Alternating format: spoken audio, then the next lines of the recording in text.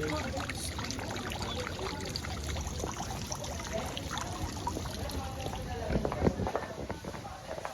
tao lamang po ang nag-assemble. And her name is Ma'am Georgina Lacuna from Taytay, Rizal. Then Ma'am Georgina Lacuna is nag-start po siya mag-assemble ng puzzle noong 35 years old. Then the first puzzle of Ma'am Georgina Lacuna is the Mickey Mouse Team Racing. May kita po natin ito once na nagkikita na po tayo here at right side po. Then Mickey Mouse Team Racing is 5,000 pieces, then 70 hours. Ma'am Georgina assembled that puzzle. Then you will encounter different sizes, shapes, and form of puzzle like this one, Ma'am and Sir. Like this one is our wooden artifact puzzle. Then every wooden artifact puzzle po is meron po silang tinatagong hidden objects based on their pictures. Like this one is the Eiffel Tower. Then this one is the bottle of wine. Yeah, I can see it. Then this one is the word Paris. P-A-R-I-S. So word Paris. Then this one is the dancing lady. Wow. Then next one, Ma'am and Sir, this one. This one is the smallest pieces of puzzle na may kita po natin sa loob ng museum. This puzzle is we consider the smallest puzzle sa buong mundo po siya. Then this one is 500 pieces. Then Ma'am Georgina assembled this puzzle in a 28 minutes. Yes po. Very good. Then next one po natin this one.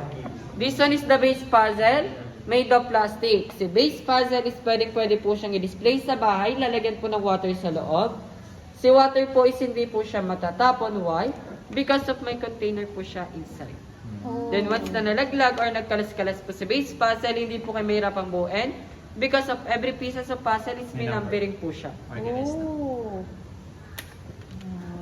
Then next one po natin. Our next puzzle, this one. This one is our two-dimensional puzzle. Very good. May nakita akong bird. There's someone is driving it. Swimmers. Seahorse. It's actually, yeah. This one is our two-dimensional puzzle. Then next one, sir, this one. Very good. This one is the Retabula de Santa Columba, 18,000 pieces.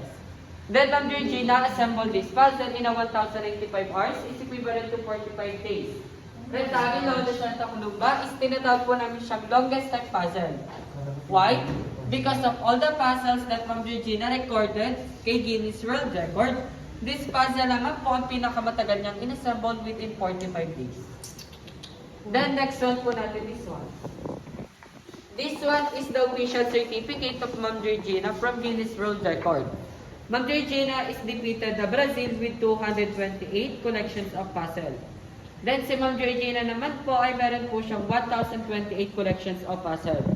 November 29, 2012 when Ma'am Georgina received this award. Then after 2 years, 2014, Ma'am Georgina passed away. At the age of 63, cause of death is heart attack naman po, Ma'am. Then next one po natin. Our next puzzle, this one po.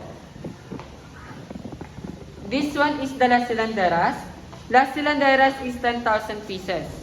Then Ma'am Georgina assembled this puzzle in a 300 hours, is equivalent to 15 days. Las Silanderas is we call also the hardest puzzle. Why? Because of dark color. Then why hardest puzzle, Ma'am and Sir? Because of every pieces of puzzle is different cuts. Then isa pa po sa dahilan kung bakit po siya tinatawag na hardest puzzle because of same color. Yeah, they have. Once na same color ang isang puzzle, mahirap po siya i-assemble because of different cuts. Then now, Ma'am and Sir, thank you for listening. You can go around and see all the puzzles. Then you are allowed to take pictures and videos inside and outside the museum. After at the first floor, we're going to second floor to see the 3 biggest puzzles and the souvenir shop. Now again, Ma'am and Sir, thank you for listening. Enjoy your day and good morning po. Then if you have questions po, my name is Miquel to answer your questions po. Ano materials po yan? Paper po. Paper yun. Paper po yung visual. Pinaka-customize nila. Hindi po siya customized puzzle. Ano? Then, ganito na po siya, sir. Ma'am Georgina is, Ma'am Georgina na po yung nag-assemble. Sa unang tingin, parang di puzzle. Yes. Pag nilapitan mo, puzzle talaga. Yes, po, puzzle. Parang painting lang. Pinaka-purchase na yan. Yes, and Ngayon, isa po si Ma'am Georgina bumili ng puzzle. Ako yan. Yes po. Tapos, Then, mag-base lang po siya sa picture. I see. Pag sinabi po kasi natin, ma'am, na customized picture puzzle is like, ganito na po siya pag kinuha. Oh, okay. Naka-assemble na po siya pag kinuha. It depends, So, it depends yeah. na lang po sa isang tao kung Pinipili ipapa-assemble niya po or ganyan. Gift na hindi. din, magiging So siya, in-order niya. And then, after... Hindi, si Ma'am Georgina po is lahat po ng puzzle niya is binili niya po sa different countries. Then kapag nagta-travel po si Ma'am Georgina, sa mga naging tour guide niya po, is nagpapahanap po siya ng souvenir shop. Makabili lang po ng puzzle. Puzzle. Tapos pag-uwi sa I-assemble. Yes. Then, ginawa niya the time. Then si Ma'am Georgina The is patience nag-assemble and lang po the siya time. ng puzzle every break time. Every? Break time po. Yeah. Break time only. Then yung pagpapuzzle niya po is habi lang po yan ni Ma'am Georgina. Amazing. This is so amazing. Market puzzle ka. Nag-customize po kami ng picture puzzle. If you want your picture or your family pictures, gawin po siya puzzle na rin po kami sa second floor. How long it Makuha takes? din po siya agad-agad. Kaya yung araw po, 5 to 10 minutes lang. For how much? 600 without print, then 800 po siya with print. And we are going to give you the picture. Yes, ma'am. Pwede po siyang ano. Yes, so pwede po siya sa phone, through phone, kung gusto niyo po na ipapicture yung puzzle, then pwede namin po na ano. Kukunan po kayo ng camera, ng motor po puzzle. Yes po. Yeah. Ganda yun. Sorry. How big is How that? much? Ang A4 size po, ma'am. A4. I thought at Coupon band, yung coupon band na A4. Band paper. Band paper na A4.